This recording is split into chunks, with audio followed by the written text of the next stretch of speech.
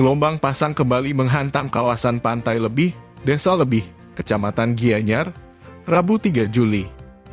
Hal itu pun menyebabkan air laut meluber hingga ke jalan bypass Profesor Dr. Ida Bagus Mantra. Berdasarkan pantauan di lapangan, gelombang mengamuk sejak pukul 8.30 WITA.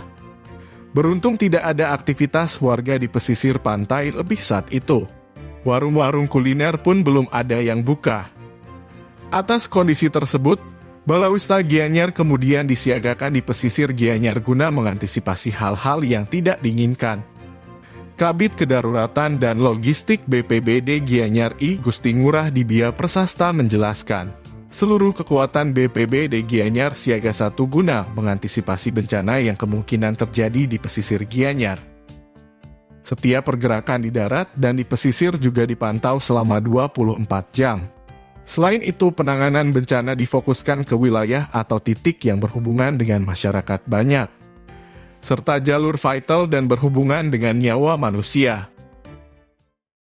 Jadi berdasarkan informasi dari BMKG, perkiraan gelombang laut di bagian selatan Bali, terutama di pantai wilayah Gianyar, mulai tanggal 13 sampai 14 Juli, sekitar sampai 4 meter tingginya. Dan kita pagi ini bersama jajaran Balawista juga standby di Pantai Lebih.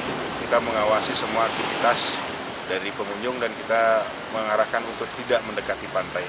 Jadi gelombangnya cukup tinggi dan sampai ke areal parkir mengenangi areal parkir.